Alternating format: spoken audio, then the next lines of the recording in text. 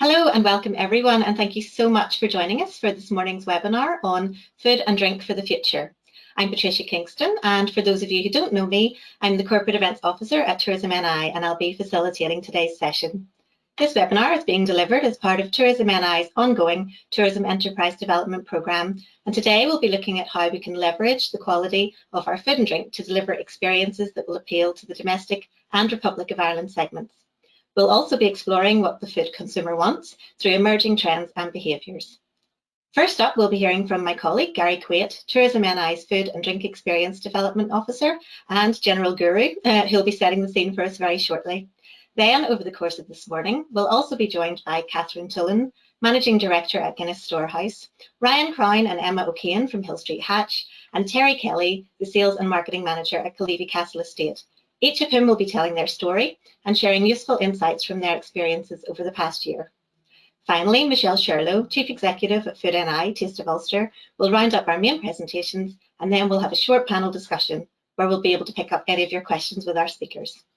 So if you have any questions at all for our speakers today, please be sure to pop these into the question box in your control panel at any stage during the session, and I'm going to pick up as many of those as possible at the end. So now, without further ado, it's my great pleasure to introduce our first speaker, Gary Quaid from Tourism NI, to kick off today's presentations. Good morning, Gary. Perfect. Okay. Good morning, everyone. I'm delighted to be joined by so many of you today for the latest webinar in our food series programme. For those of you who don't know me, my name is Gary Quaid, and I'm the Food and Drink Experience Development Officer at Tourism NI. And as Patricia said, we're joined this morning by a panel of industry experts who are here to share their COVID journey with us, but with an emphasis on the future, looking at food and drink as an experience that motivates people to travel, but to hear how their experiences have evolved to align with the needs and the motivations of our domestic market segments, with the aim of building back a stronger and more sustainable visitor economy, but one that puts food and drink at the heart of the operation. So from my perspective, I would like to extend a big thank you to all of our guest speakers who have joined us today.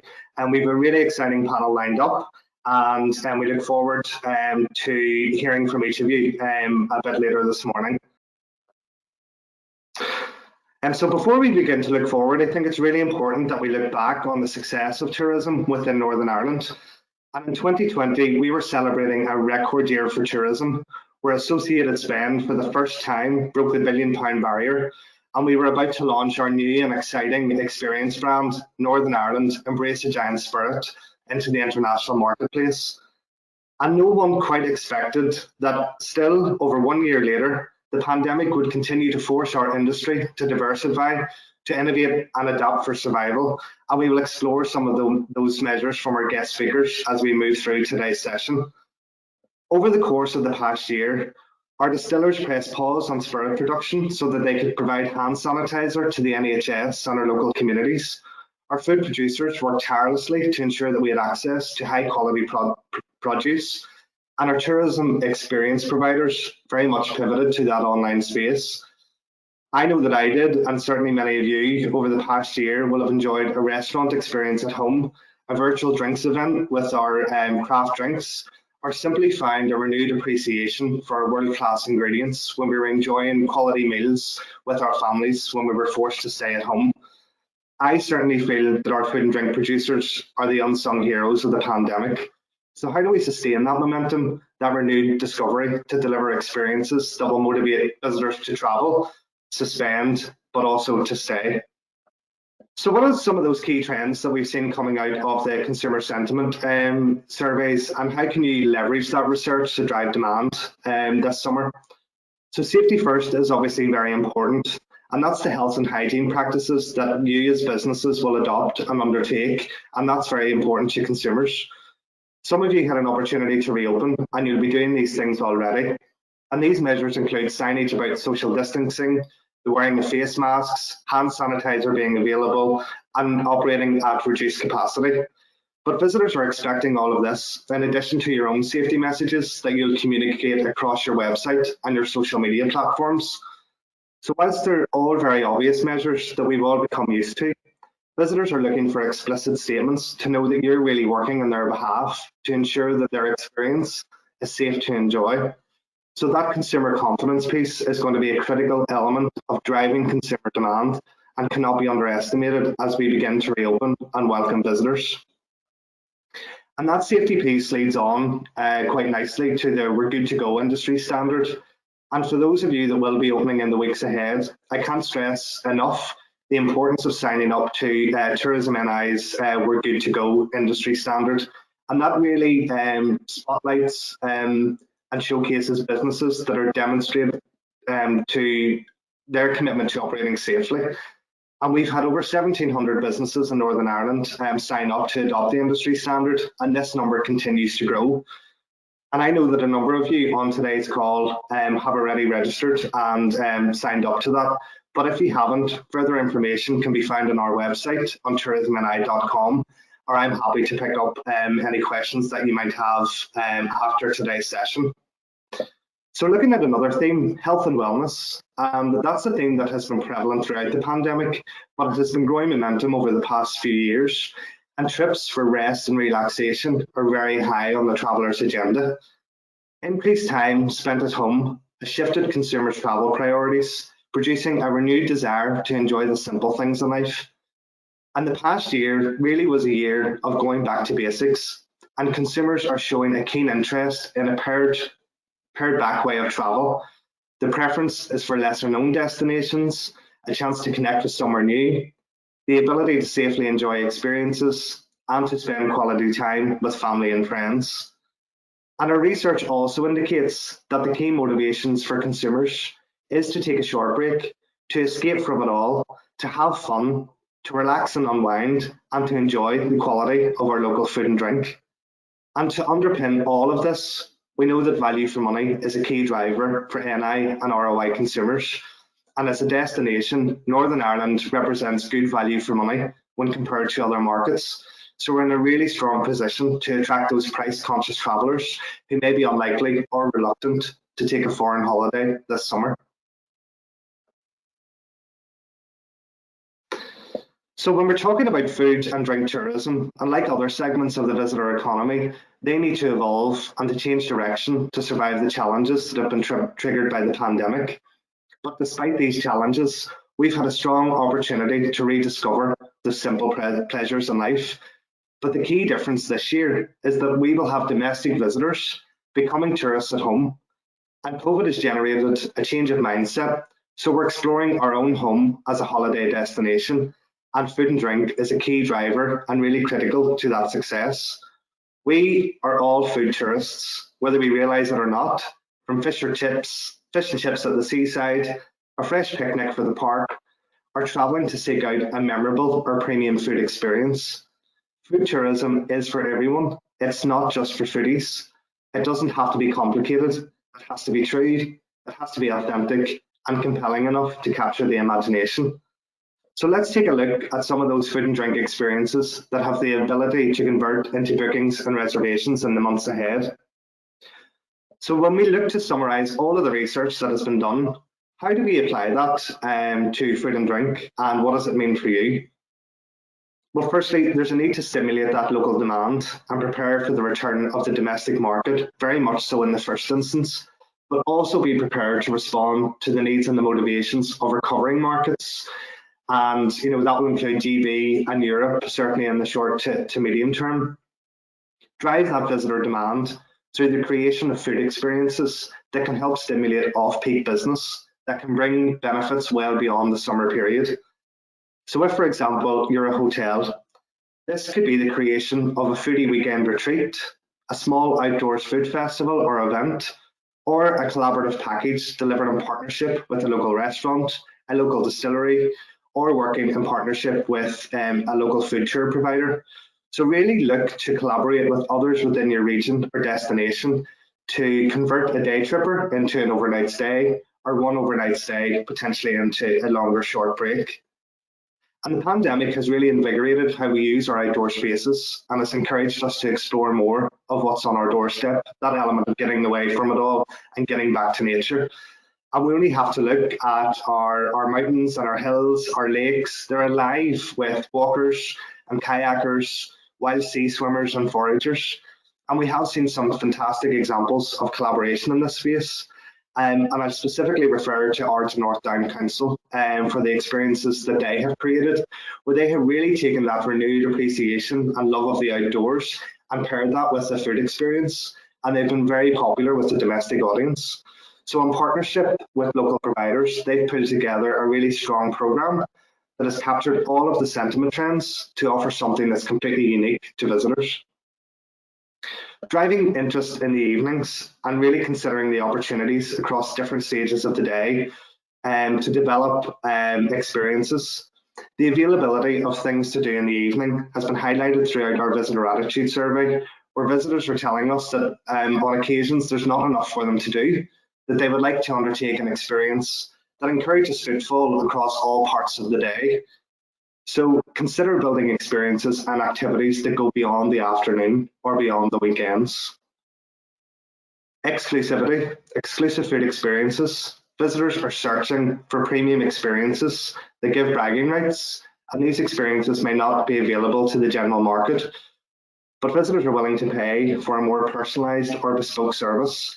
And this trend is likely to continue, but there's a particular interest right now from small groups or bubbles consisting of family and friends as we emerge from an extended period of lockdown. And lastly, don't forget the dog. You know, families who are staycationing in Northern Ireland will want to bring their dog along to enjoy experiences, but they are seeking suitable accommodation, quality dining outlets and experiences where their dog is welcome. It was very much a growing trend pre-COVID, not taking into account the growth in dog ownership during COVID. So it's quite an important market to consider, and one that can reward loyalty if their dogs are welcomed and taken care of. And how can you get involved with everything that has been covered this morning and everything that we're about to hear? Hopefully you'll see the giant opportunity that lies ahead in the months ahead to really capitalise on all of the sentiment trends and to drive business this summer.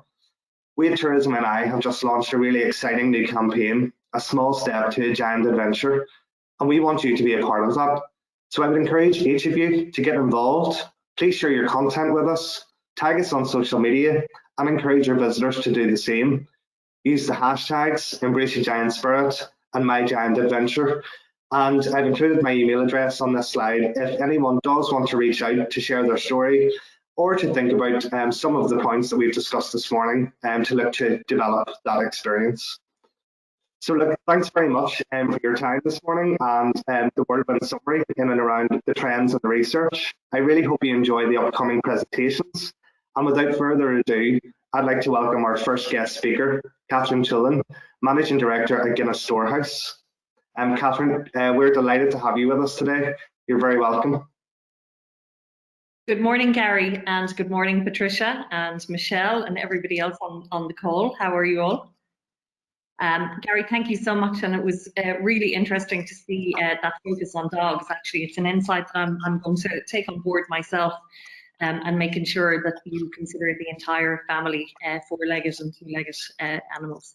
I'm delighted to be here this morning and so excited that Northern Ireland has a very strong reopening plan. We're actually still waiting for that in Dublin and in many parts. Even though visitor attractions can open from the 10th, there is still a lot of confusion and we cannot do indoor dining. So a little bit of a challenge for us here in the Guinness Storehouse in terms of when we can actually open. Just by way of introduction, for any of you on the call that don't know, I spent almost 4 years in Belfast overseeing the International Convention Centre in the Ulster Hall. So it's a real privilege for me to be here today talking to you. I certainly have left a piece of my heart at Belfast and delighted to see the reopening and looking forward to visiting some of the great attractions as the summer rolls out. So I'm going to share a little bit of just the overview for the Guinness Storehouse. I'm going to start with talking a little bit about the Guinness Storehouse, which has been open for 21 years, and the success of that as Ireland's leading visitor attraction. Then I'm going to touch on the pivot that we made last year, that famous word, and then finally just look at some consumer insights and what our focus is going to be on this summer. So the Guinness Storehouse, as I said, was opened 21 years ago, and believe it or not, it was Ireland's biggest high-rise at the time. The planning began in 1996, looking for some kind of immersive experience into Guinness, into the brand. So many people from all over the world have been connected with Guinness. It was established by Arthur Guinness in 1759, and in fact, we still have the original lease on the ground floor of the visitor experience. But a lot of people were coming to the Guinness Storehouse to establish, family connections in our amazing archive, or to understand a little bit about the history of Guinness. So that was the purpose of establishing the Guinness Storehouse, with a €42 million investment and opening in December 2000. So before COVID-19, actually I started a year ago, just over a year ago, I left Belfast. So I've started right in the middle of COVID. But before that, the business that I thought I was going to be taking over was a business that had started with just over 500,000 visitors, and in 2019 had grown to just over 1.7 million visitors, with our target to get back to grow to 2 million visitors over the next couple of years. What does Guinness do for the Guinness Storehouse? Well, first of all, it's very much about brand recruitment. So 24% of the visitors, it's their first time potentially to have a pint of Guinness. We have a net impact score, a net promoter score of people feeling closer to the brand. So 82% of our people feeling closer to the brand once they visited. And consumption increase on Guinness from the visitors that have visited of 65%. Our immersive experience is over 7 floors, starting in the ground floor with the story of brewing and the history of the water and some of the natural ingredients, so important in the world today, and particularly for the context of this conversation. And then you move up through each floor, which helps you immerse into the Guinness experience. Moving on to the 4th floor, which is the advertising floor. Of course, Guinness has so many famous worldwide ads, and you get to see a little taste of that on the 4th floor. Our 5th floor is all about food and dining experience, and then you get to the end of the experience with a perfect pint of Guinness in gravity bars with beautiful views across Dublin. One of the key things that I just want to call out is the mix of visitors.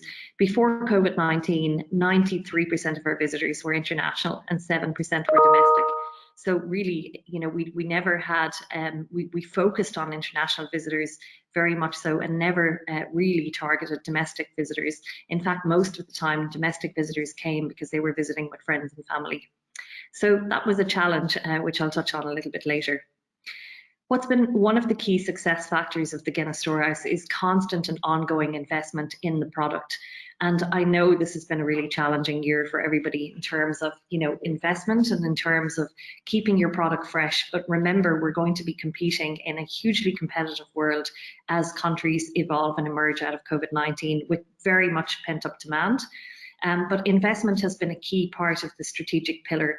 And luckily, we had just literally the week before COVID-19, we had finished the second, a huge investment by building a second gravity bar with a €21 million extension.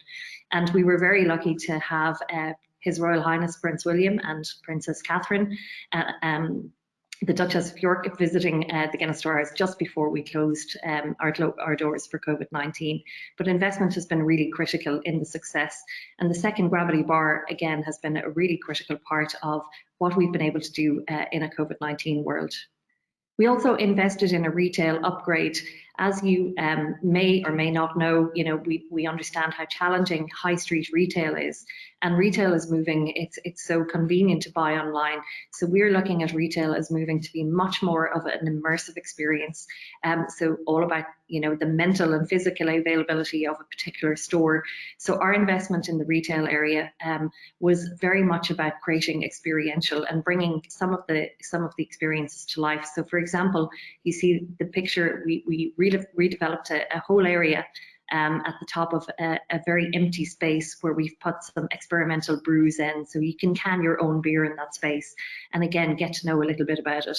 We also put in some very cool lockers where you can pre-order an engraved glass as part of your visitor experience, and then you can tap in a code at the end and your pre-engraved glass pops out of the locker. We have some lovely quotes on that, and again it's that that mix of, you know, the virtual experience starting early in the point of purchase, where you buy a glass with, you know, a visual then of how you can actually pick up that glass, and it creates a lot of excitement in the experience. And of course, most importantly, it's a footfall driver to the store. So we opened our retail space again this summer for a domestic market, and we've seen a growth of from 15% to 29% of the people who transacted in the store. Our beer sales, which would have been a small part of our experience, well, predominantly also because of the fact that a lot of people were international, but they grew from 0.5% to 4%. And we grew the number of visitors who actually visited the store from 78% to 91%. And that was of domestic markets, so, you know, where they're not so focused on tourist product, but are more focused on authentic local product. So the perfect storm, as we all know, a magical once-in-a-generation opportunity, though, to think differently, and that's what we did here at the Guinness Storehouse. Our COVID-19 pivot was very much about unpacking our product and developing our offer. From our own research prior to COVID-19, we knew that most people felt that the Guinness Storehouse, from a domestic perspective, was a little bit too touristy and was also expensive. It would have been known for having queues outside of the door, and, you know, people coming more purely because they were coming with visitors, with family to visit. So we looked at 3 key insights to build out a product last summer so that we would open. We recognised that the only opportunity was for us to target the domestic market. We looked at products that were relevant to the domestic occasion, so very much value-led offers, premiumisation, looking at experimental beers and getting a little bit deeper into the experience. And of course, we looked at food as being one of the key parts of an outing for the day. We also reduced our ticket price. Our rack rate would have been is €26. We reduced our free entry price ticket to €15.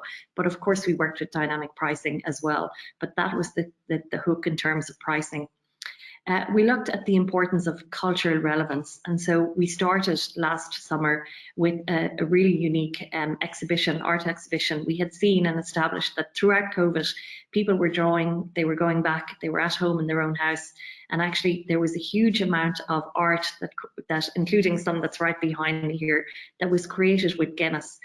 So there was an exhibition that was called Soon is Now, and as part of that exhibition, we established that over 240 of the prints and the art that was created actually had Guinness as part of it. So we partnered with Creatives Against COVID to launch an art exhibition as part of a reopening. One of the first things that we had done in terms of real culture for a domestic occasion. It also gave us a real in to the local community in terms of supporting artists when the times were really, really tough. And one of the other things that we did as part of our opening was we offered free entry to frontline workers.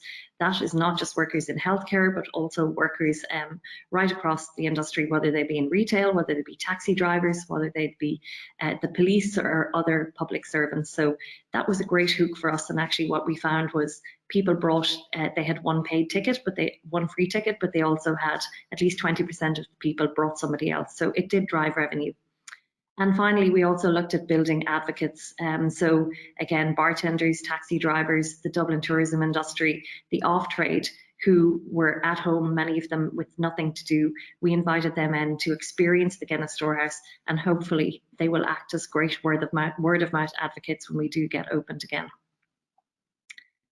This is just some of the assets that we developed for the campaign. So this was the Soon Is Now asset that worked really well on social media, and the frontline workers have one on the house in the shape of the Guinness. And that's what we found with a lot of the creative work that was done. It was very much focused on Guinness, but looking at it in a playful way and not so much in a tourist or in a very binary way. If you want to move on, Barry. In addition, we looked at the success of Creatives Against COVID throughout the summer, and we partnered with other voices who are one of the most, it's one of the most contemporary music festivals that takes place in Dingle. Tickets are actually not sold for it. You have to apply for the tickets and hope to get the tickets. It focuses on highlighting up and coming contemporary artists, and we worked with other voices to to collapse distance over Christmas when we knew Irish people and international people that wanted to come home to Ireland couldn't. So we launched Other Voices Home at the Guinness Storehouse for a Christmas concert, and we had 14 artists taking part. We streamed that live across the world, and we had over 1 million hits working in partnership with Tourism Ireland. It really connected with people right across the globe. That sentiment of I'm away from the island and I really want to get home, but this year I can't. So how can I connect into home? But it also helped us to support artists who have had such a hugely challenging year, because literally there has been no live music or art or entertainment taking place. And that's a campaign we will continue to build on. In addition, for Christmas, we decided to take the Guinness Storehouse on tour, and we opened 3 pop-up stores across the country. We had one in Cork, one in Kildare Village, and one in Dundrum Town Shopping Centre. Excuse me. We also launched a Winter Village campaign. What we established in terms of our customer insights was that Dublin was our predominant opportunity to target visitors for Christmas.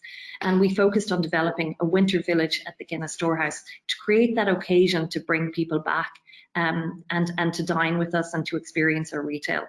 We also pivoted to launching our online hampers. So for the first time, we established some online pop-up stores, which I'll talk about a little bit later. And we launched our online hampers to huge success across the country.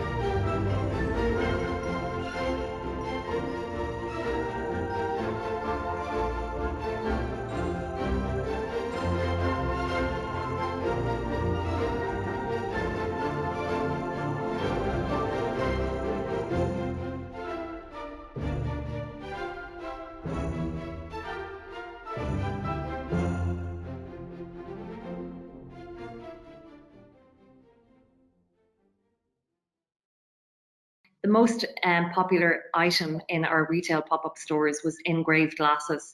So we see that personalisation is a huge opportunity in retail, and some beautiful messages with fabulous sentiment as people really wanted to connect and focus on gifting something that was really personal. So in terms of our domestic occasion, what was a success between our summer opening? Actually, we were only opened from summer to Christmas for last year for 87 days. And during that period of time, we've seen a growth of 28% in domestic visitors versus 2019.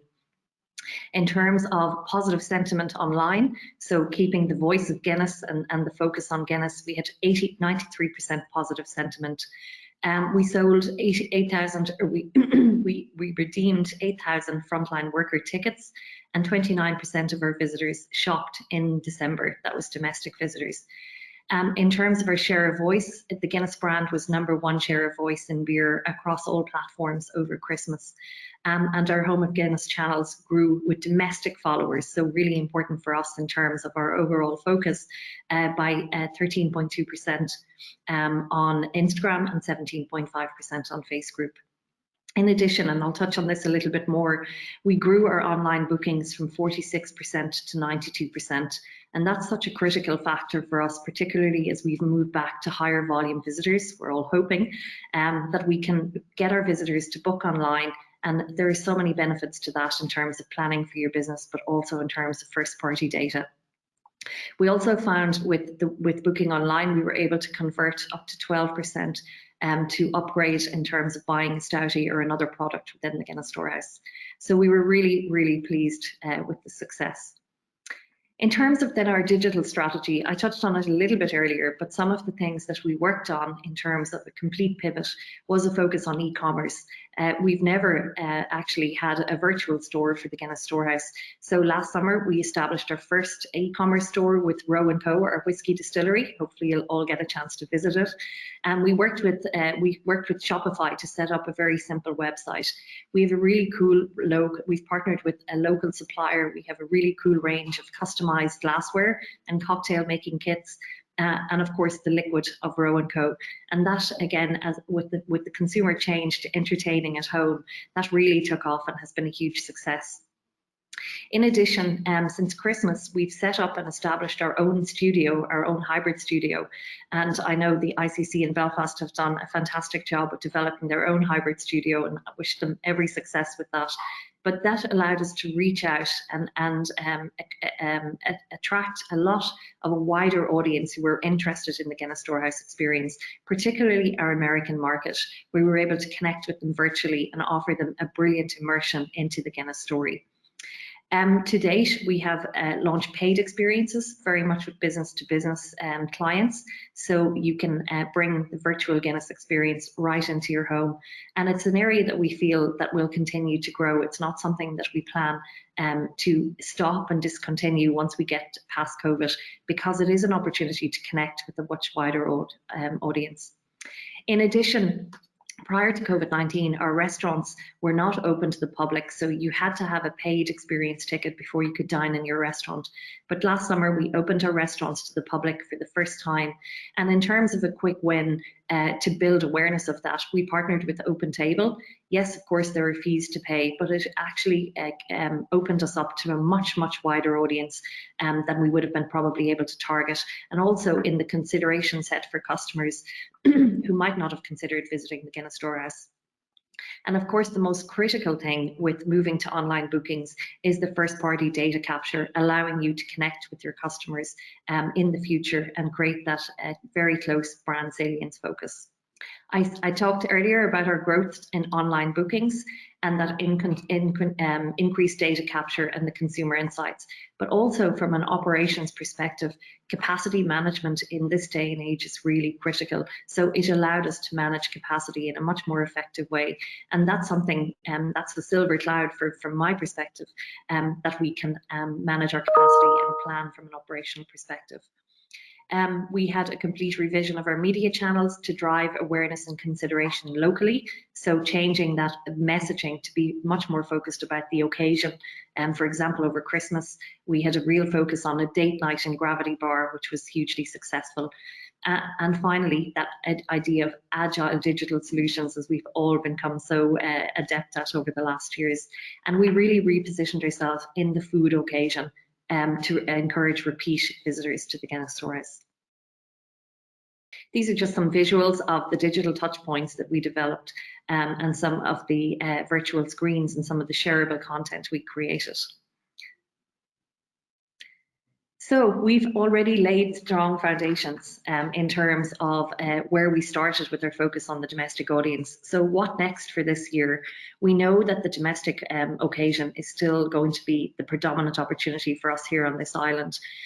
We are hoping that the GB market will come back, and I know there's strong bookings into Belfast particularly, but we know that we have a warm audience. From our research that we conducted at Christmas, 1/10 of the domestic market are warm to a visit next year. We have a potential in return visits because of the occasions that we are creating. So for example, coming at Christmas, coming for St. Patrick's Day, which is a big occasion for us. And it's fantastic to see that 79% leave feeling positive about Guinness. We want to develop the potential in occasions and in food. Food satisfaction is high, but people aren't planning to eat. So that's a huge opportunity for us to grow this summer. So the consumer insights that we're focusing on for this summer are very much about recreation being increasingly squeezed. We're all working from home. We're just waiting for a magic moment to get out and celebrate. But we are very focused on a mix of both the hybrid and the actual physical experience. It's very much a summer of the outdoors. At the moment, indoor dining is not opened, and it's not even forecasted to open until the end of July. So the government here have been focusing on getting everybody to prepare for an outdoor summer, and there is strong pent-up demand. So 15% of the adult population want an experience to look forward to. And finally, in terms of our customer insights, localization as a mainstream movement.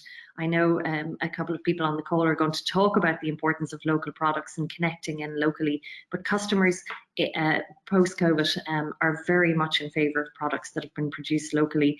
And I know Michelle is a huge advocate for that, and we worked in partnership with her when I was in Belfast on supporting local. And it's a key driver now. There's been a big consumer sentiment change to make sure that if you're eating out or ordering, that you're ordering local, you're buying local, and you're supporting your own Indigenous industry in your own community.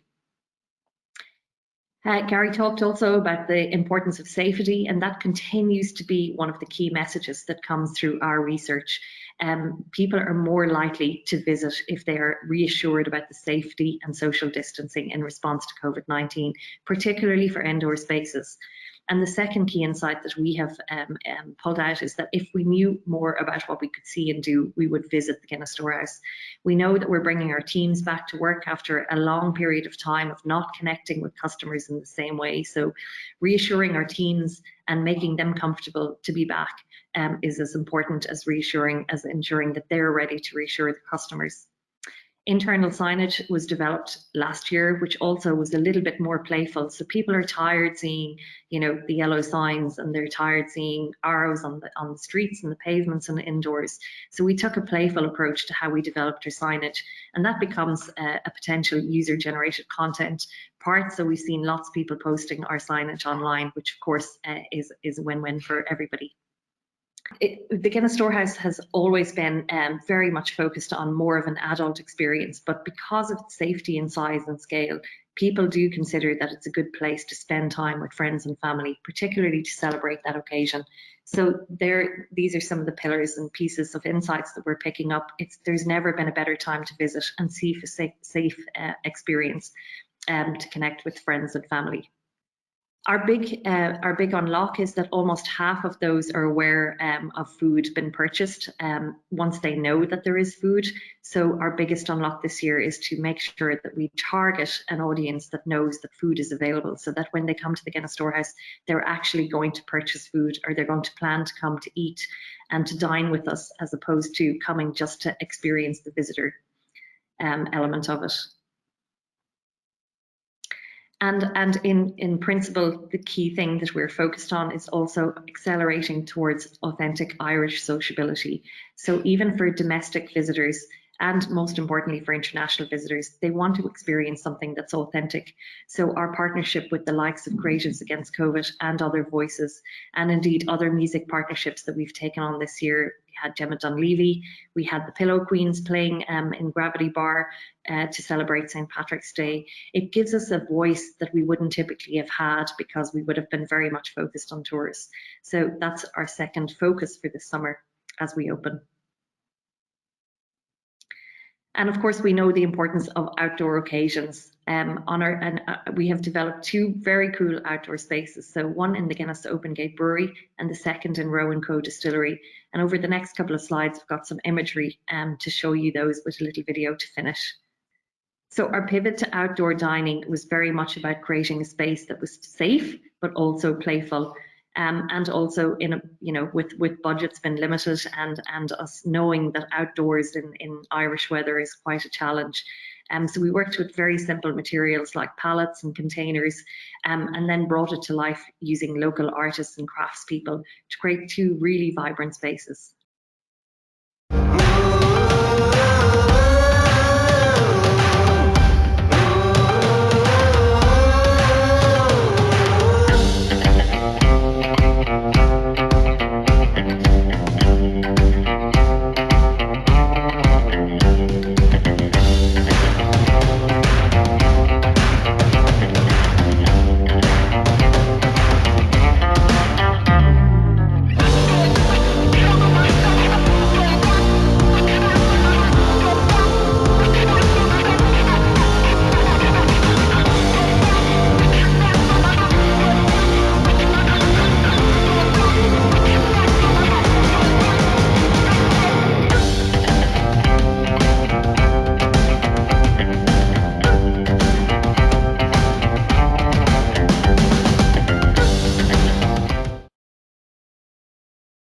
that's a little bit of a flavour of the Guinness Open Gate Brewery, which is a very casual outdoor dining space.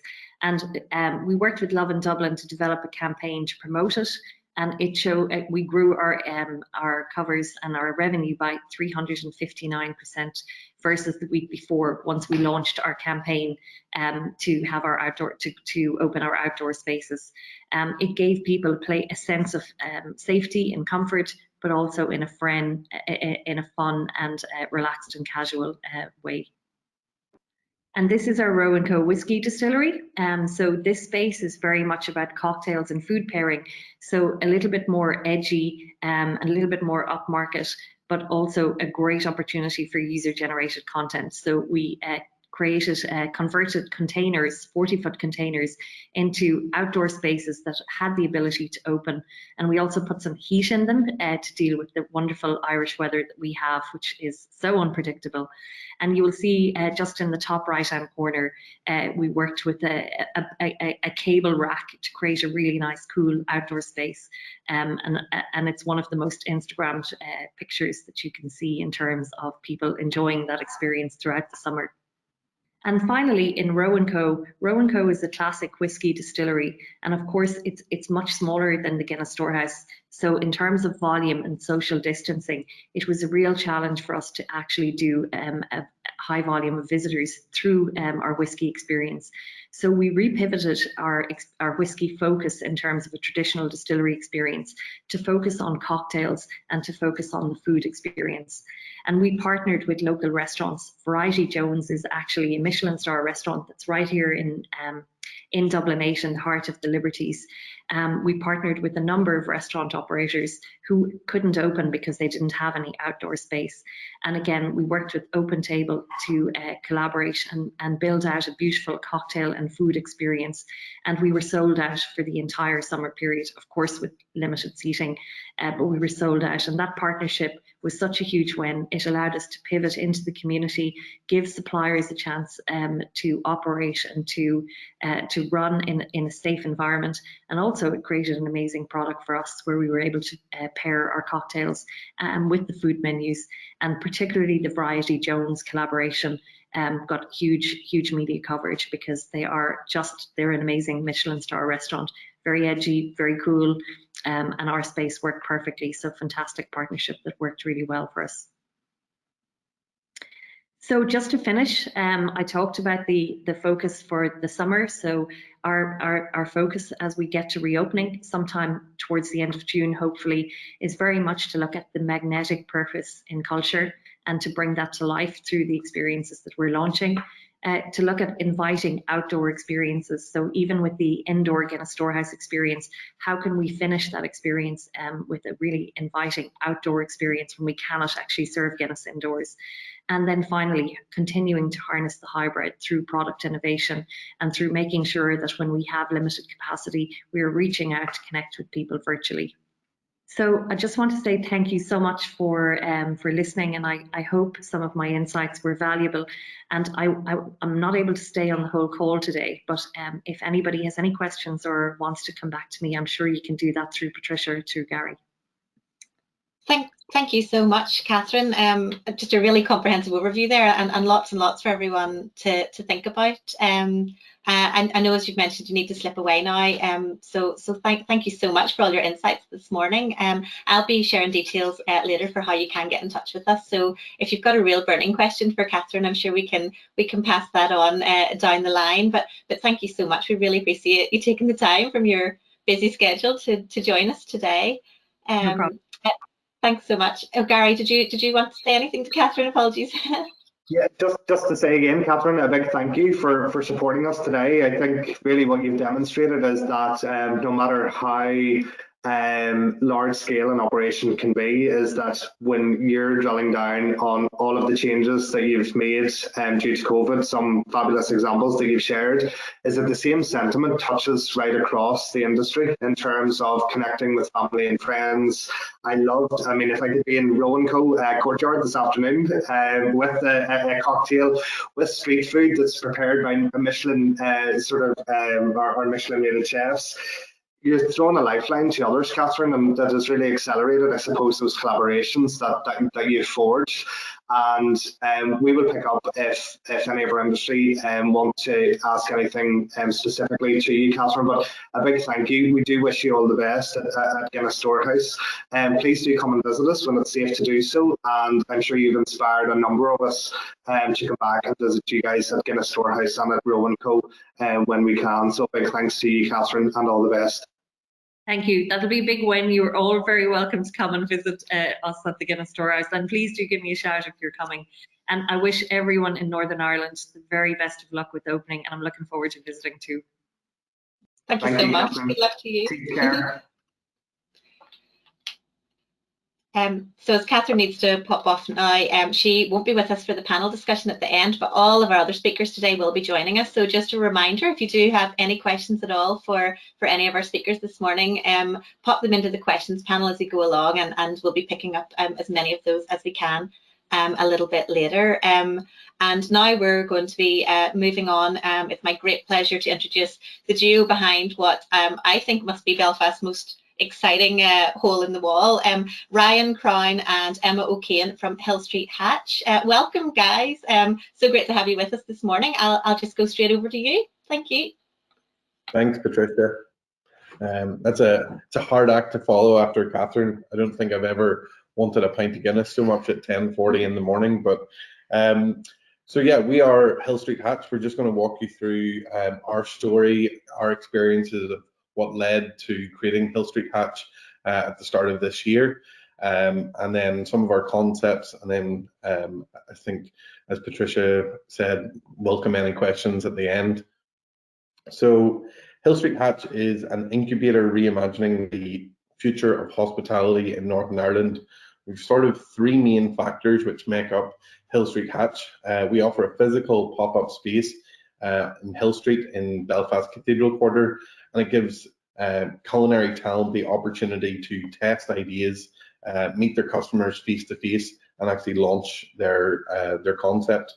Then we try to remove the traditional barriers of entry, such as large upfront capital costs, long-term leases, exorbitant rent, and replace those with infrastructure and support. And then that support is branding, marketing, positioning, which we'll tell you a little bit later is kind of where Emma and I's background comes from. Just a little bit about us. Ryan and I have just recently come home from New York after working out there for the past 5 years. And whilst we were there, we worked alongside some of the world's best cocktail bars, Michelin star restaurants, international hotel chains, and global drinks brands. And we wanted to come back to Northern Ireland and share our experiences and the skills that we learned from whilst we were away. And with a constant finger on the pulse in both local and international context, we have witnessed similar concepts being implemented in other cities, and we believe that we should be celebrating and showcasing the talent here within Northern Ireland. So how we started, I think we've been inspired by so much of our travels across the East Coast and West Coast of America, and also both of our jobs have afforded us the opportunity to visit some of the best restaurants in Copenhagen, London, and Paris. And we wanted to bring these ideas and be able to work alongside local talent in Northern Ireland. And it's got such a brilliant talent base here with such renowned local produce to try to reimagine the hospitality scene here at home. With so many talented chefs, we found the idea of an incubator for this talent installing within our own venture, so we could marry our passion, our skill set, alongside the skill set of incredible talented chefs and local producers back here. So what we do in a nutshell, we are a pop-up space designed to incubate hospitality businesses. We recognize the process of launching hospitality ventures is outdated, and the risks are now higher than ever, certainly accelerated more so with the global pandemic. So our idea is that we can remove the traditional barriers to entry and de-risk that traditional concept development, remove that friction, replace it with infrastructure and support, branding and marketing, and a real focus on digital and social. It'll hopefully be a recipe for success for all involved. So our idea is that we form strategic partnerships with the best culinary talent, using our expertise in branding and marketing to provide a safe support system for them to hatch their big idea. So we provide the business and operations support, as I said, alongside branding and marketing, hopefully to launch really great, exciting food culinary experiences and concepts, which will hopefully reimagine the future of hospitality, both here in Northern Ireland, and hopefully we can take this through the south and into the UK also. So a little bit about our process. I run a design agency and Emma is the marketing director for a large gin company within the US. We're so aware of emergent hospitality trends and food trends, and we're constantly conducting market research. So we match that with our process within Hill Street Hatch, and we come up and conceptualize brands, and then we match it with the chef talent that is applied to be part of the program. We then work alongside them to refine the concept, develop the menus, do some tastings, build the brand, and then step 3 of the process, we launch and market the concept within our physical pop-up space in Hill Street. After that, we're kind of week 2, week 3 within that process. They normally have a 4 to 6 week residency. Halfway through, we'll analyze the financial performance of it, start to review customer feedback, local press mentions, hype and momentum that's being built. And that's the moment where we choose to either accelerate for growth, and we can either extend their residency within the Hatch or begin to think about moving to other locations or pivoting the business to meet consumer demand. So let us tell you a little about our first concept. So our first concept was Toast Office, and I think you kind of have an idea of what that might include. We decided to launch Toast Office in February past, and this is like for elevated grilled cheese experience. So I suppose we worked alongside an excellent chef who was Michelin star trained, and a full team of chefs actually who were Michelin star trained, and with local producers for excellent cheese and bread and all the good stuff. And thankfully, well, unsurprisingly to us, it did really, really well, and we sold over 15,000 toasties in 12 weeks out of a little hatch window in the Cathedral Quarter in Belfast. We grew ridiculously on social media, over 20k followers in the space of 15 weeks, and trended in TikTok and other social media platforms within the UK and Ireland. Due to the success of Toast Office, we have now been able, we recognize that actually it's time the Hatch was incredible. We were more than happy, and it did really, really well. Queues, I don't know if any of you guys seen, but we had people queuing in the snow for an hour for toasties. I don't know if you're wise, but what we decided to do is then, well, let's move this onto its own premise and let's put another concept into the Hatch and trial it out. But we noticed also how difficult that was trying to find space, especially hospitality space in the midst of a pandemic. So Emma and I spent weeks trying to find cafes and restaurants, and we found it so difficult. So we had to get creative, and we turned this unused doorway into our next Hatch by building a custom kiosk which inserts into the doorway during service. And this was literally a kind of unused doorway within Hill Street, like 50, 70 meters away from our original Hatch. And in a short space of 3 weeks, working with a local architect and a carpenter, we created this. Excellent. So this is what Toast Office currently looks like, and we're really proud of it. It's a really, really beautiful space. We actually have, if anyone knows Belfast that well, it's located in one of our most favourite streets, next to, or one of our most favourite, well, can't really say we're biased, but one of our most favourite bars, the Duke of York and the Dark Horse. So yeah, it's been really, really successful, and we're just hoping it grows and grows. So building on the success and the hype of Toast Office, we're ready to launch our next concept, which was Rollerboy, at the beginning of this month.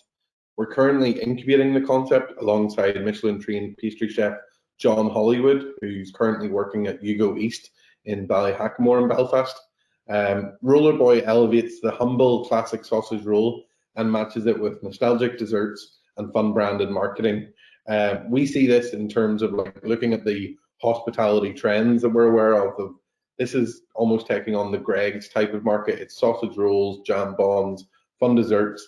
We're just applying quite clever marketing with a real focus on social and digital. And obviously we're building on the hype that has followed from Toast Office. So we've been getting messages being like, what's up next at the Hatch? And there is that demand from people. So we feel like we've created a bit of a destination with just this hole in the wall within Hill Street, and we hope to build on that momentum for future brands. So within the first 2 weeks of Rollerboy in May, we sold over 1,000 sausage rolls, incredibly strong social media engagement, and already we've seen wholesale opportunities and actually an acquisition interest into the brand within such a short space of time.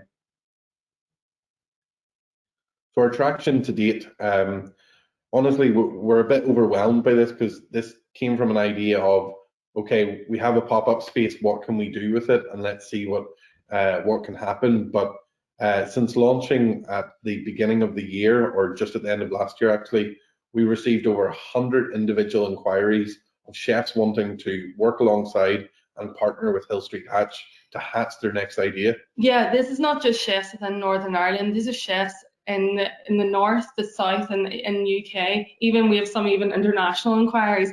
What we recognise is that those traditional barriers to actual launching a concept is really, really tough for chefs. Typically, we have found that chefs talk about being in the kitchen, not really given the opportunity, or sometimes not given the opportunity to really explore their own venture. And we feel very privileged that we can help these people grow and develop their ideas. And we also see that the pandemic has fueled this business and accelerated it too, where it's given people the opportunity and the space to go home, go to the drawing boards again and create. And we have the opportunity now to help them turn those ideas into reality. And as I said, we've been overwhelmed by the interest, and we're growing in terms of strategic partnerships. Also, we've developed a partnership with PayPal by Zettel, their POS system. We're in talks with Squarespace about developing a strong relationship there to be able to kind of incubate websites alongside our partners.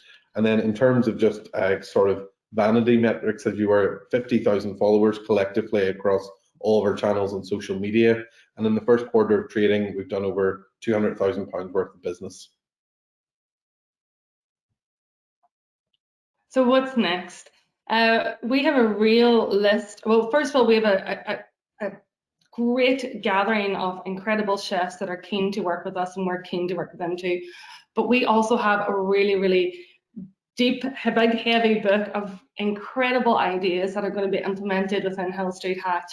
Within the next 2 months, we've got 2 that's currently running, and we're just getting those nice and neatly fine-tuned before actually putting them into the hatch to try to find out the proof of concept. We're really looking to develop more strategic partnerships along with strategic established brands. Yes, we have our digital partners, but we are also in the process of looking at more international, bigger partners, and also like our local suppliers. We have a really strong love for the talent and the local producers here within the island of Ireland, and we're looking to celebrate those guys too. We have also what we have found is we've successfully road tested the Hill Street Hatch model and reinforced the belief that our business is scalable across the island of Ireland and beyond. And we are really, really keen to fit this idea, this concept into different parts of Ireland and the UK. We see that there being an opportunity post-pandemic of empty spaces also, given retail has had a pretty rough few months with the pandemic. So trying to be creative with looking at space and seeing what we can do with it, and developing more of that kiosk hatch idea, which is so prevalent in other European cities. We would love to kind of be at the forefront of that, especially in Northern Ireland, and trying to grow that. And this is something that Gary and I have been talking about in terms of just the thoughts for the industry, but we believe that digital has brought actually such a tangible disruption, but also a great opportunity for the hospitality industry in terms of marketing, but also operations. We're working behind the scenes on a similar concept to ghost kitchens at the moment, and we've also witnessed firsthand the influence of social media in determining the success of new hospitality businesses. And we put it down to having a great product and a great brand, but also the social media for Toast Office, Rollerboy and Hill Street Hatch has been incredible over the last few months, and it is a real detriment to the success of all those three brands. And we can expect to see more exciting new operators adapting technology to expand, curate, and deliver those to their customers in novel and exciting ways. And we hope that Hill Street Hatch can be part of that journey and part of that future. Thanks for having us. Yes, that's us. Thank you so much, Emma and Ryan. What an amazing journey already since February. Such exciting times ahead. I can't wait to hear what's next. Thank you. And don't forget, these guys are going to be joining us again at the end. So any questions at all that you might have for them, do pop them in the questions box for us. Gary, sorry, did you want to say a few words? Just a big thanks to Ryan and Emma for sharing your story and sharing your journey with us. And you know what's really interesting to hear is that you're really tapping into Northern Ireland's food journey. You know, you're talking about your love for the talent that we have here and the love for the local producers. And it goes back to everything that we've talked about, I suppose, so far this morning, is that it doesn't have to be complicated. It just has to be simple. It has to be engaging. It has to be rooted in quality. And I think that's a lot of grilled cheese and that's a lot of sausage rolls. And you're quite right that when we think about bringing that diversity to Northern Ireland and how hospitality can help support our high streets, you know, as we respond post COVID, because our retail spaces will look different, and we only have to look. I mean, I'm using sort of London and Borough Market as an example, where every sort of little crevice and every little hole in the wall, as we're referring to, you know, is filled with a food story, and it's really, really exciting to hear your journey. And we look forward to hearing more from Hill Street Hatch. So thank you very much, and we look forward to catching up with you at the end of the session. Thanks, Gary. Thanks, Patricia. Thanks, guys. Thank you. And now we're absolutely delighted to welcome Terry Kelly from the beautiful Cleavy Castle estate. Terry is their sales and marketing manager, and he's going to share some of his insights with us today. Welcome, Terry. We can see you. Hopefully we can hear you okay and ready to rock. Lovely to have you with us this morning. Thank you, Patricia. It's going to be a hard act to follow between Guinness, sausage rolls. Hopefully my information will be as attractive. So to give you a little overview of who we are with Cleavy Castle, we are a new product. We opened in July 2019, and we are 350 acres of estate set within the base of Slievegoylan within the Visit Mourne district. As you can see from the image in front here, we are set within a hillside, and everything about Cleavy has a story. The word Cleavy itself means church in the mountain. So throughout the woodlands behind, there's a lot of tracks and trails laid out where people can walk or cycle and explore the woodland areas. We also have 200 acres of farmland at the front of the estate, where we actually rear our own cattle, our own sheep, and also what you can see from the picture here, we have our own wall garden where we grow own vegetables, fruits, and herbs. From a accommodation perspective, we have a 19th century castle, which is restored to its former glory, as well as a 45 boutique-style hotel, which is purpose-built with spa, bar, and restaurant facilities. Our location is we're 1 hour from Belfast and 1 hour from Dublin, just 10 minutes off the main motorway, so quite accessible to get to. And to give a little understanding about Cleavy Castle and what we offer before I go into the food element, we have 45-room boutique-style hotel, as well as a 3-bedroom self-catering gate lodge and a 4 bedrooms within the castle. The hotels can be hired by room individually, whilst the gate lodge and castle are hired as individual units. Like I say, there's a story within everywhere of Cleavy. Here we can see one of the bedrooms, and to explain what we've done here when the design is that there's one colour brought into each room which reflects the season. So for example, this room features the colour of pumpkin, which represents autumn, whilst another room will represent yellow for spring. And throughout the rooms themselves, they're all done with pictures of the overall forest areas that highlighted, because we're always trying to remind guests of where we are. Even our door hangers don't say "do not disturb"; they say "gone to the woods." Trying to get our guests to embrace what the surroundings they're residing within. We also have a gate lodge property, which is self-catering, and as I say, Gatehouse property, which is self-catering, but we do encourage the guests also to utilise the restaurant, bar and spa facilities. The castle itself was restored, was built back in 1836. It fell into a state of ruins and was bought over by its present owners and restored to its former glory, like we can see here. This does look like a little doll's house, but this is the real picture of how it does look at night time. Here we can see the fire room located in the centre of the castle, as well as the dining room, where we utilise also to host board meetings, but also for serving guests who residing within the castle. This is the main foyer you're greeted with as you enter the castle, and as you can see from the decor style, it's traditional to the overall periodic time of the castle's existence, whilst the hotel has got more of a modern flair. At the rear of the castle, we have a pavilion, which allows you to cater post-COVID up to 220 guests, and after COVID up to 100 guests for a wedding, event, or function. There's 4 bedrooms within the castle, all featuring 4 poster beds, a little bit different than your typical decor style you'd find in a city centre hotel. This one's located in the turret, the tower of the castle, where you go through this little doorway, takes you to a dressing room, up 1 flight of stairs, takes you to the shower and bath area, up to the very top flight, taking you to the bath suite overlooking panoramic views of the hills in front. Another one of the low areas located in the ground floor, taking you to a circular library, and another lobby area on the upstairs. That's to give you a little understanding of who we are. As I say, this will be our 4th time reopening, hopefully in a few weeks' time.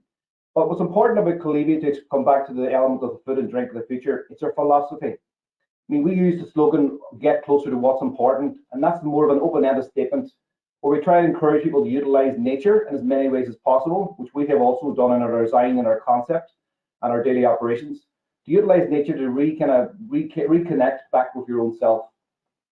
So to say, this is our 4th time opening in the space of the 2 years, so hopefully we will remain open longer than before. As I say, and overall what we offer in Cleavy is the farm to fork experience. Being able to rear our own cattle and our own sheep gives us the ability of serving a farm to fork authentic experience. But also the big factor that you mentioned is our sustainability approach. With responsible business and innovative practices, we always try to kind of keep that carbon footprint as low as possible. And it's something we do from our overall concept, from our design through to our daily operations. Here we can see some of the pictures of the overall animals of this estate. Here's our walled garden where we have our vegetables, fruits and herbs that are growing.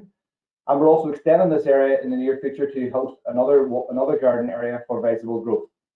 Here we can see our Chevrolet sheep and longhorn cattle, which we use for the serving of the menus and the food. But we also have other animals like our 7 resident peacocks and 2 Irish wolfhounds that we patrol the land and guests can get engaged and with. Now, obviously, we can't deny the fact that COVID-19 has changed our daily operation. And to elaborate more on that, we've had to basically bring in sanitation and hygiene procedures from the concept when COVID-19 appeared to affect us. We brought in extra sanitation, basically creating a 3-point touch level process, whereas common areas were cleaned every hour, less common areas every 2 hours, and less common areas again every 4 hours. All guest rooms had to be cleaned and electronically fogged to disinfect all areas. And all rooms were then highlighted as a no entry area until the guest was the next person to enter the room. All overall operations within the hotel had to be risk assessed, and obviously our SOPs were changed in line with government guidelines as and when they were released. And also, as the staff were at home during the period of furlong, they took up the learn from home approach, where we're using the Hospitality Ulster portal, which was a training aspect which allowed staff to train at home for up and coming topics of conversation. Our overall booking process had to be changed, become more flexible, and we also had to honour the rates that guests had previously booked. All weddings that were impacted with COVID-19 were accommodated by moving to a later date at the pre-agreed prices. But also we actually have kept an approach of remained ready and waiting for reopening, for we never knew that it would take this long to reopen and we didn't know what the date would be. So during that period, all our staff were full-time, part-time or casual were actually retained. And we also, for those staff that weren't entitled to furlong payment, we actually were paid the equivalent, because we wanted to retain the staff for the training and effort we put into them, but also because we wanted them to have a sense of belonging to Cleavy, so that when we reopened, they worked with an open-minded approach. We attained accreditation of good to go, and we implemented many safe distance markers, sneeze guards, disposable gloves, etc. Crowd control was brought in to manage the overall booking times. But we are very fortunate to have plenty of wide open spaces to cater for our guests pre and post dining times. We had to reimagine how we actually do breakfast for the buffet. We wanted to continue to offer the same food offering. We brought in different social distance markers, QR codes for the menus that were sanitized between each guest movement. But also due to overall to the guest demand and expectations, we had to now create longer stays than we would have originally planned for. An overall marketing message strategy had changed to be opening, to be trying to build more consumer confidence and highlight the things that we offered, like wide open spaces and exploring the great outdoors. We are very fortunate to be located in an area of outstanding natural beauty. We try to sell that message to our own marketing through social media whilst being closed. We also expanded a lot of our food offering in our walled garden, where it's now going to become an artisan pizza cafe, doing gourmet food, fresh produce from the overall gardens, where people can choose the fresh produce for the toppings of their pizza. But more importantly, during the period of lockdown, we overall told our story about sustainability and our approach to things like the farm to fork experience. And in trying to give Cleavy as a brand, giving consumer confidence back into it, to basically by telling our story. And that is evident being very successful in our level of bookings that we're experiencing as we reopen. Our overall restaurant itself, as I say, is very fortunate for the location that it's placed within. It overlooks the countryside views, which will now become another vegetable garden, which we plan to open very soon. And even the fascia of the building itself proceeds outwards, because again, we're encouraging our guests to get closer to the elements of nature whilst enjoying their food. We have won quite a few accolades in the short time we have been open, but that is one of the aspirations we'll attain to when we do reopen, is to try to gain more accreditation and recognition for the things that we do practice, which are farm to fork experience within the restaurant and bar facility. I think what makes us more important than anything that makes us a success is our team. We're very, very fortunate to have a team of skilled, very high skilled chefs, and I suppose what makes them more credible is they embrace our overall ethos of sustainability. And you'd quite often see them out in the farmland, pickling, preserving, dehydrating our produce, which is then used in our menus, our cocktails, and obviously it naturally extends the lifespan of the produce into the season. We also have a sort of a principle we try and embrace, which is a no item for single use. So we have a zero waste by running a very lean operation. To give some examples of that, we have the slates that were from the original gate lodge are used to present our bread and butter in the restaurant. The heather that is grown in our wall garden we use for heather tea. The nettles, which are deemed as weeds, are we use for nettle soup. Our overall seafood, when it arrives, is wrapped in seaweed to keep it fresh during the distribution. But we actually reuse that then in the presentation of some of the dishes in the restaurant. And then again, for a third use, it's used in the wall garden as a slug repellent, but also for the nutrient values that it gives back to the soil.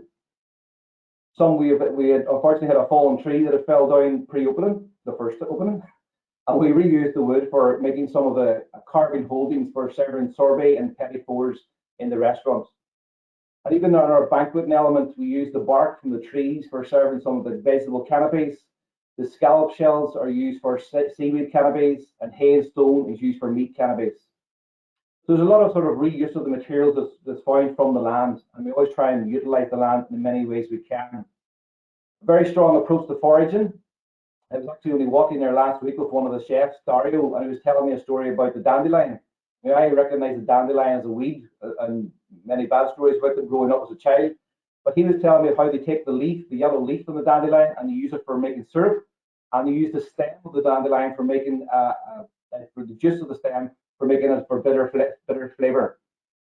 So basically, we try and use as many things as possible. I think what makes that possible more than anything is the team of skilled chefs that we have on site. And then whatever food is left over, it's given to our good friends, our 2 Irish wolfhounds, Foxhole and Popworth. But overall, in general, we practice sustainability not just in our overall approach with the environment, but also through the circular economy element of trying to utilize as many local suppliers as we can. And from a rough statistic, 90% of the produce in a restaurant is either homegrown or locally sourced within a 30-mile radius. But as I say, our local team of chefs, they would actually go outward, especially during the periods of lockdown, and have used local orchards for exploration days. They went to Carlingford Oyster Farm just there a week or two ago. And they also work with neighbouring gardens and neighbouring farms to kind of deliver more homegrown produce.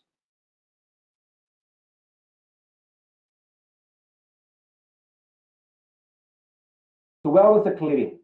Obviously, we try and look after the body from the inside out, but we also have to look after the body from the outside in. And we utilise that through our spa element. We practice two types of wellness at Cleavy, one being passive and the other being active.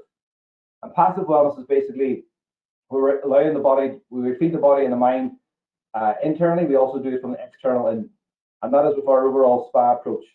The brand we use in the spa is Ennis, and we have 7 rooms with panoramic views over the mountain areas in front, with both thermal areas indoors and outdoors. But in the spa, we try and take a little step forward where we actually embrace a principle of field-to-face approach with the overall treatment menus.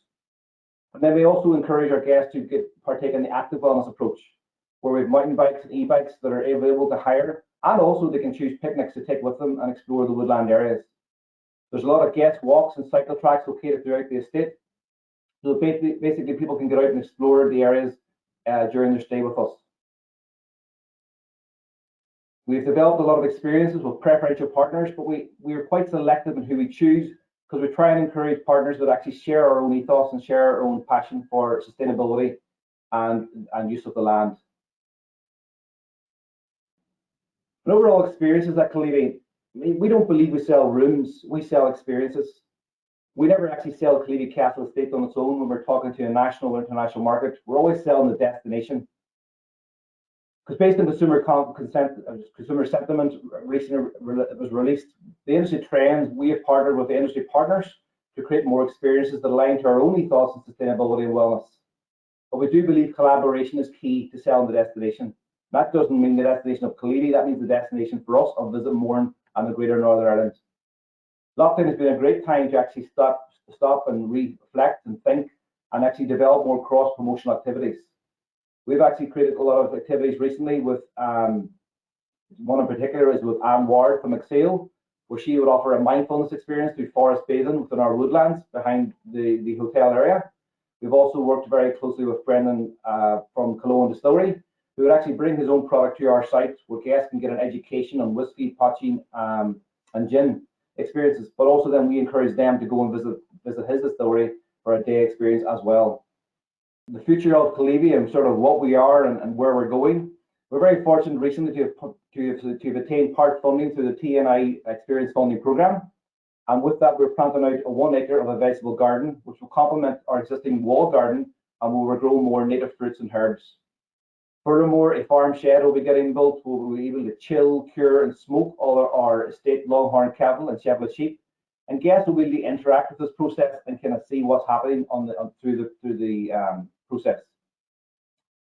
But overall, we're trying to plan to tell the story of the journey of the food right to where it gets to the overall plate, and result in making that authentic farm to fork experience more real. It eventually will become a day experience where guests can get down and get involved in, now not just for hotel guests, but for visitors as well. And this will be an experience where it'll transfer then, we'll show them how our food is grown and produced, whether it be to the bar, the restaurant, the cafe, or the castle pavilion. In the spa, we have further plans to develop the field-to-face approach with more signature treatments. And also we'll be introducing 2 beehives in the next few weeks with the prospect of bringing in 20 beehives in total. And that will be used to produce honey for our own use, but also to give back a little bit to the environment. I think the bees are referred to as Mother Nature's favourite pets. If we don't have them, we won't survive in the long run. We also gain to seek more recognition and accreditation for our overall sustainability practices and food offering. But I suppose what makes us very privileged to be part of is our owners' directive, where they're constantly encouraging us, as well as they do themselves, to give back to the land. They've actually put in a reforestation plan to replant oak forest back into the overall forest area behind the castle area. This is sort of taken in a different directive for sustainability tourism. It's about minimizing the negative impacts of tourism, whilst regenerative tourism is about addressing and repairing the harm that has already been done. So key takeaways from what we have done so far to date.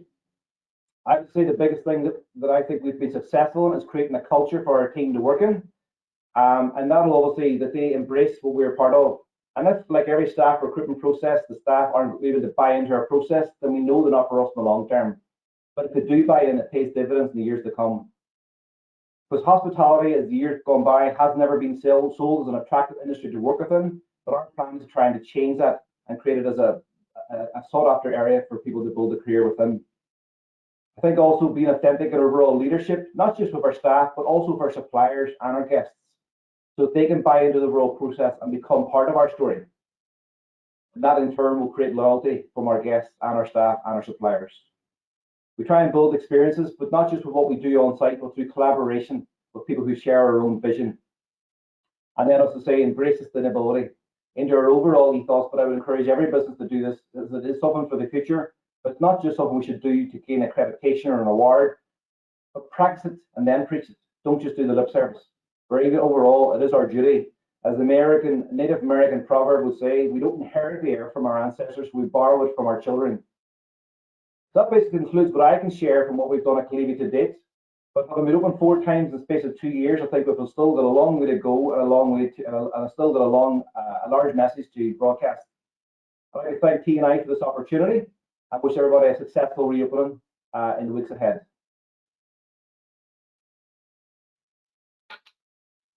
Thank you so much, Terry. And fingers crossed, let's hope this time you'll be open for good. 4th time lucky, or is this the 5th? Is this the 5th? I know I for one can't wait to come down for a stay. So Gary, sorry, I just thought if you want to jump in there at all. Again, Terry, a big thank you to you. I know I can't wait for Cleavy to reopen and to come down and actually experience not only what the hotel has to offer, but really drilling down onto that experiential element that encourages people to stay longer, but to engage with the estate. You've touched on a number of really important topics there, Terry, and obviously sustainability and regenerative tourism has really come through in terms of the ethos at Cleavy. And just going back, I suppose, to the reforestation plan in terms of the owners and the family at Cleavy very much feel that they're custodians of the estate, and that when they are planting, I suppose that, you know, this oak forest, they're not likely to be around to see that develop. So it shows that commitment of that long-term vision for Cleavy. And just another point, the lucky dogs, they must be the best fed dogs in Northern Ireland in terms of the food waste. Terry, a question has come through, and you've touched really, really strongly in terms of the estate sustaining a lot of the food and drink that visitors can interact with and purchase. But for a local supplier in the area, or someone that maybe wants to engage with Cleavy, how do you select those producers that you work with? You know, you've talked about, you know, things like butter, breads, you know, eggs. All of those local producers and suppliers that you're working with, how do you select those? And I suppose what's the message for local sourcing? I think a lot of the sourcing is done obviously from an economics perspective based on price, but it's also due to quality. And as I say, it sort of goes back to the kind of passion that our own chefs have on site. They actually will go out on site and take excursion days to actually go and explore the product. As I say, just recently they were Carlingford oysters, looking at the oysters from there. But local suppliers we work with is like Whitewater Brewery, Crawford Seaweed, Foothill Farm, Kiln Seafoods, Burn Balsamics, Near Nogs, Chocolate, Mountain Dew Distillery, Ballylist Cheese, Armagh Cider Company, Kiln Distillery, Mourne Foods. The list goes on, but they're all things that we try and get locally. As I say, 90% of the produce is either homegrown or locally sourced within a 30-mile radius. Some of the food we do grow in our own greenhouse, but those that we can't grow or we're not in a position to grow right now, we do source locally. And to the extent that we actually work with a lot of neighbours, as in properties nearby, where actually if they grow produce in their own gardens, we would actually talk with them or work with them. And again, that's down to our overall chefs have been very creative and looking at the bigger picture and going out and exploring and bringing back the produce for use. And very much, Terry, I suppose, linking back into that localism, all of the points that have been touched on with the earlier presentations about that circular economy, about the renewed appreciation for what's on our doorstep. And I suppose the message is for businesses at the moment, if there is an opportunity for you to reevaluate your menu, to change it and to tweak it with the seasons, is to very much look at your own doorstep, because we do have the produce. And I see Michelle nodding to a lot of the names and the ingredients that Terry has touched upon. And Michelle, we're very keen, I suppose, to hear from you from a Food NI and Taste of Ulster perspective in terms of industry, how we're moving forward, and some of the points that we've heard from today's panelists. So you're very welcome, Michelle, and thank you for your time. And if you have any thoughts for the panel or for the wider industry, we would love to hear some comments and feedback from yourself. Thank you, Gary. Just a few things. I have to say, 3 really inspiring stories. And Cleavy is just an Eden. I have been lucky enough to be there prior to lockdown and experience some of the things they're doing. Beautiful. I'm sorry I haven't been to Hill Street Hatch. Really, really want to go. It's just been tricky over lockdown. And so impressed by what Catherine has done in the Guinness Storehouse. And she was a real force of nature when she worked in Belfast, as she said, at the Waterfront Hall. Terry, you have to go to Millbay Oysters, just outside Kiln. 3-star Great Taste Award winning oysters and Supreme Champion for Blas na Éireann last year, but I'll be in touch with you afterwards. So just a few things that came through my mind. The point that you were making there, Gary, is Northern Ireland is now really recognised for the high quality ingredients that we have. And I think lockdown has been an opportunity for people to sort of reevaluate what we're doing. And hopefully it's so inspiring to hear the story about the chefs going out to meet local suppliers, because lockdown has given people that opportunity to look for new suppliers. And we are surrounded by a wealth of talent in the food industry. As you'll know, we were awarded Best Food Destination at the end of 2018. We've had our year of food, but going forward with plans for other themes. The thing I loved coming through some of the stories was that thing around neighbourhood. And one model that we've seen grow over lockdown that may be of interest to other restaurants is what we refer to as grocerants, where the restaurants have taken an active part in stocking local foods. That's been very successful for a number of people, and anybody interested in getting a list of local producers in their community, please reach out to us. We'd be absolutely delighted to put you in contact with the people that we're aware of. I think before the lockdown, there were a number of things coming along on the agenda in relation to food and drink, but that's been really sped up by the lockdown. And those 2 things for me are sustainability and health. And they just keep coming through in everything that we see in relation to what's happening in the wider world. So, I know people have a challenge ahead of them in terms of reopening, and I want to wish them all the very best for reopening, but maybe this is an opportunity to think about those issues of sustainability and health. I love that idea of regenerative tourism. I believe Northern Ireland has it in spades. We've got the environment that people now want, where they can connect with food and connect with nature. And just to close, my personal wish going forward is that everybody comes out of the pandemic, gets back on a solid footing, and that we look for a way to grow Northern Ireland's reputation as a sustainable food region, because we've absolutely got the reputation now for quality, we've got the reputation for taste, for innovation, but we've got to get our sustainability stories out there. So thanks, Gary, and everybody at TNI. I'm very proud of the way people have responded to the request to come on here today. Looking forward to the questions and answers, and we're here for people to reach out to, and good luck for the next few months. Thank you. That's great, Michelle. Thank you for, I suppose, summarising from your expertise as Chief Executive at Food NI and working very closely with the producers who have done a tremendous job of keeping us all fed over the past year. And we do want to see that love for local and that relationship very much continue in the months and years ahead. Would you have a couple of questions, Patricia? Am I right?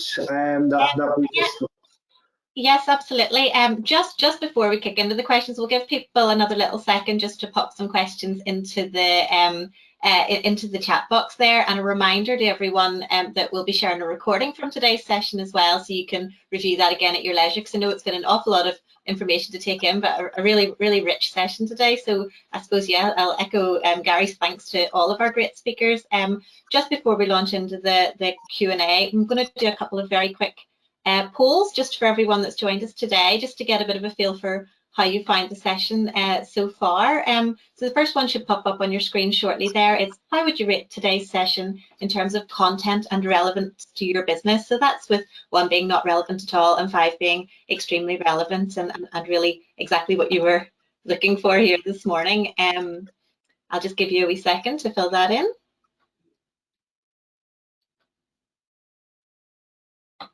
And moving on to our second question, this is just a very quick yes or no, so that should be easy. Do you plan to take any action within your business as a result of all the great insights that we've heard here today? So just that's a quick yes or no. Just to let you know, as usual, we'll be issuing a short survey via email after the session, which is really your opportunity to let us know what else you'd like to see in the TED programme going forward. So we really appreciate if you can take the opportunity to complete that as well when you have a moment. Your feedback really does influence what programmes we run as we go forward. So we really appreciate that, and it's just a vital part of the process. So that'll be coming out to you in the next couple of days. So yes, now I think we'll welcome back all of our speakers and get everybody's faces back on screen here, and we can launch into a couple of questions. I'll give the guys a second to join us. Fantastic, thank you so much.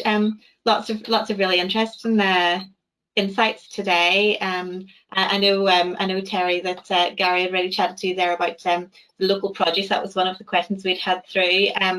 Another question we've had through, I don't know if maybe Gary and or Michelle, you might want to give your thoughts on this, but someone wondering about insights for students interested in getting into the food and hospitality sector. Any thoughts at all on that?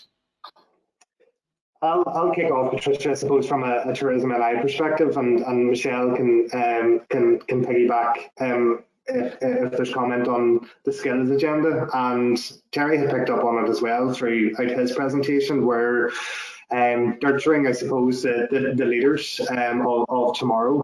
And if we can help the students in any way in terms of sharing those insights, sharing those best practices, sharing some of the plans that we're working on at Tourism NI, we're more than happy to do that. And of course, we're not the only resource. We've got our very talented and warm industry who will help shape that, but also Michelle and her team from a Food NI perspective, and sharing those insights very much from the producer element. Michelle, would I be right in saying that there would be assistance there? Yes, well, we would have contacts with, hospitality and producers. Just interestingly enough, a lot of chefs have said to me that, prior to the pandemic, there was a real shortage of people in hospitality. But chefs have actually said to me, nobody knocks my door, which I find quite interesting. I think people think they have to go through the normal employment process, but actually some chefs, if it's a strictly independently owned restaurant, they're interested in people coming and talking to them. So just don't be afraid to reach out. If you've got real passion for it, and if you're really interested in it, just go and ask. And also not forgetting Ryan and Emma and all of the work that they're doing in terms of reimagining hospitality, in terms of how we're activating our spaces and bringing these, the new stories to the fore. So yes, there's a whole suite of resource, and if I can help in any way, please do get in touch with me directly. I'd agree with Michelle in terms of, like, a lot of it is based on relationships, and we've had so many people just reach out to us saying, this sounds interesting, can we get a coffee with you, or just pop by the office and have a chat? And it's led to like 2 of the 5 partnerships that we're actually working on at the moment. So, you know, so much of the hospitality industry is led by relationship and led with good conversations with people. And Northern Ireland, especially the hospitality scene, is so small here that you begin to, you know, network and get to know everybody. So I'd agree with Michelle, go knock on some doors and introduce yourself to some people. Great advice, thank you. Absolutely, put yourself out there. We also have had a question through from Ennis, Kiln. We have our Fermanagh guys here. So just wondering what would be the best way to promote Ennis, Kiln as a food and drink lovers destination. I don't know if you might have any tips there. I'll maybe go back to you, Gary, first of all. I think firstly, for Ennis, Kiln and Fermanagh as a county, all of the points that we've touched on today in terms of heading back to nature, reconnecting with the outdoors, activation with the water, the ability to tap into the great food and drink products that we do have, I think Fermanagh and Ennis, Kiln has it in spades. And so there's a great opportunity when we look towards, you know, what's happening in Strangford Lough in terms of pairing a water-based activity with a foodie activity. I think would have great traction going forward. But when we look at what's happened in Ennis, Kiln over the past number of years, where we have had the likes of our Ennis, Kiln Taste Experience, which is the only feature within the county, we've got Boatyard Distillery, who are producing fantastic spirits, but it's a great way to spend an afternoon in terms of really meeting the makers there. We've got Barry, who's doing air and water taxi. We have got Joe the baker selling his artisan bread. We have got Glenn Wheeler from Darling Street. So actually, when you look at Fermanagh and Ennis, Kiln's journey over the past couple of years, all of those points that we touched on, you know, weren't there. And it just demonstrates, I suppose, the quality and the passion of the people. And I think if there's a way to pair that with escapism, getting away from it all, connecting with the outdoors, but using food as a hook. And another point that stands out to me is sort of Fermanagh Black Bacon and really how that's come on. But in terms of cracking an experience there, where actually you can go out to the island where, you know, the pigs live. I think there's a really lovely story there that just hasn't been cracked yet. But as I say, Fermanagh's journey over the past couple of years has been fantastic. But it's very much looking at all of the trends that we've spoken about today and creating something special in and around that. Michelle, I don't know if you have any further comments to add there. I know that you've worked closely in terms of food. I agree. I agree with everything you said. The only other thing that strikes me is it's lovely for a region to have a unique hook, and if to add to all of those things, it's great if you can sort of have a story about that region that's unique in sort of food or culinary terms. So, you know, whenever I've been working with Derry, London Dairy, Legendary, you know, one of the things they have is they've the native loch foil oyster. You know, up around the north coast, there's Mussenden sea salt. It's just lovely to, so I would look for those stories. You want stories that will travel, and that if you're bringing a journalist in from outside Northern Ireland, you know, something that they remember when they go away. You know, I live near Cumber. I'm always pushing the Cumber early potatoes. But, you know, there's so many of those stories around Northern Ireland. Yeah. Absolutely, I think that's the thing. It doesn't. That's the question has come in on behalf of Ennis, Kiln, but every area in Northern Ireland would have a lovely story to tell. Absolutely. I'm conscious that we've run over a little bit. We'll do one more question and then I'll wrap up. But if there's anyone who has maybe submitted a question that we haven't got to, we will try and go back to all of those afterwards. We will be able to get in touch with you directly. But we have had a question about, there's often such a focus on alcoholic drinks, but obviously in Northern Ireland we've lots of non-alcoholic alternatives used locally. So I suppose how can we really push that side of things? And I suppose that health thing that we've all been talking about all along, there's an awful lot more, like low and no alcohol options are much more popular now. So maybe Gary, I'll come to you first on that one as well. We need Catherine here from Guinness to talk about their the zero alcohol Guinness story then from last year, and maybe Michelle can speak to this a little bit more in more detail in and around that health and wellness aspect, where the pandemic has forced us to think differently about what we're putting in our bodies and where it comes from. And I would love to see a movement, certainly from an experiential tourism perspective, where, and Terry had touched on this a little bit earlier as well, you know, pickling, fermentation, kombuchas, and having workshops that are really aligned towards that movement, you know, towards gut health.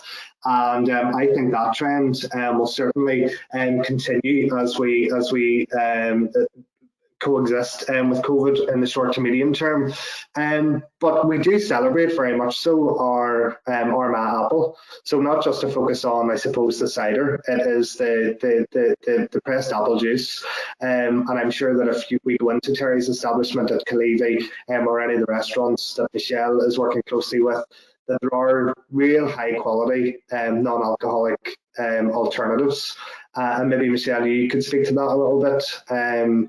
Yeah, well, you're right about Armagh. Armagh Bramley is a hidden gem, and we have a world-class cluster of cider and apple juice makers in Armagh, very, very high quality, still made farm to bottle.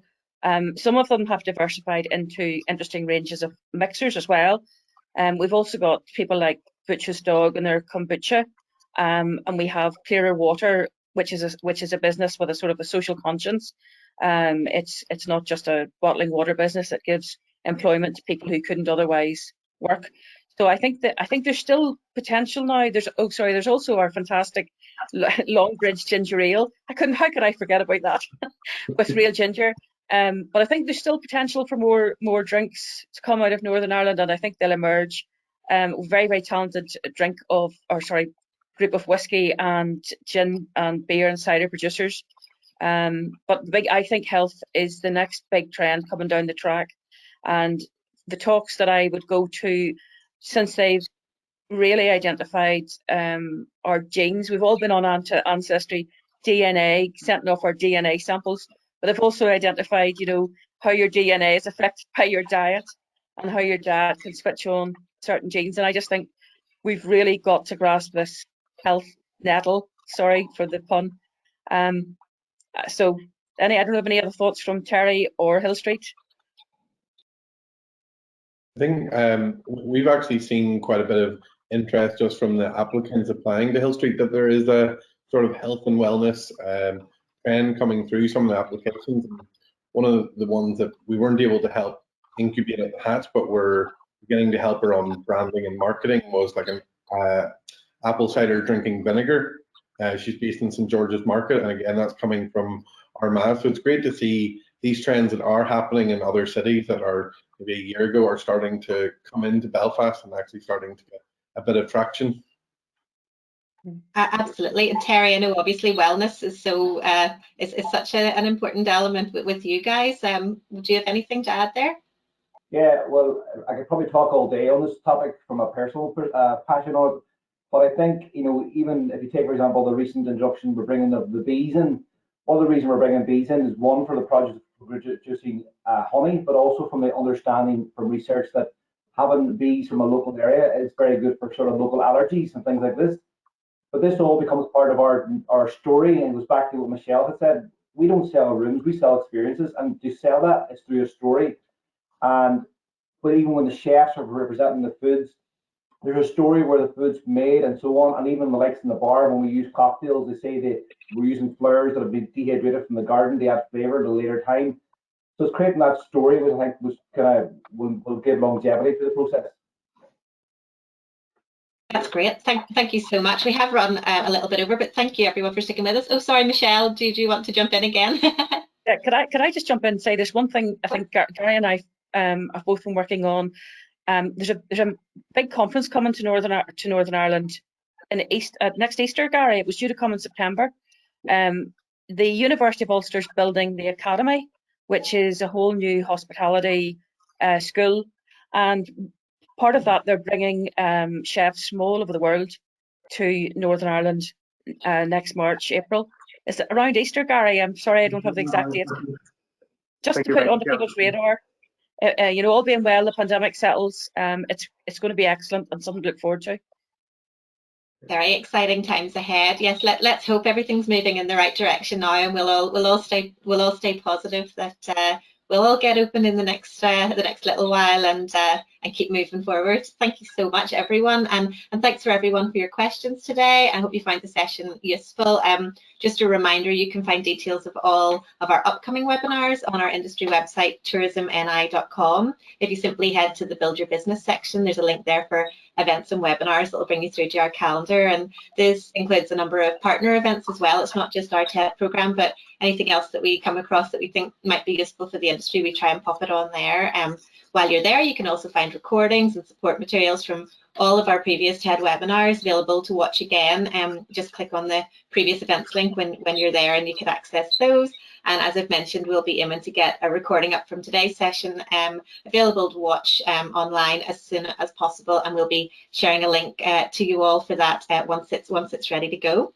So all that remains for me now is to thank all of our speakers once again for giving us their time today and sharing all those great insights. So big thank you to Catherine Chillin from Guinness Storehouse, Brian Crown and Emma O'Kane from Hill Street Hatch, Terry Kelly from Cleavy Castle, Michelle Sherlow from Food NI, and of course our very own Gary Quaid from Tourism NI. Thanks also to Barry and the team at Eventful for keeping us right on all things technical and keeping the presentations going today. And finally, just thank you so much to all of you who've joined us this morning. Look forward to welcoming you along to some of our upcoming sessions again very soon. We're working on our new program at the minute, so keep your eye out for lots of exciting sessions coming along. And that's us for now. Thank you so much for sticking with us, and have a great rest of your day. Thanks, everyone. Cheerio. Bye. Thank you. Bye.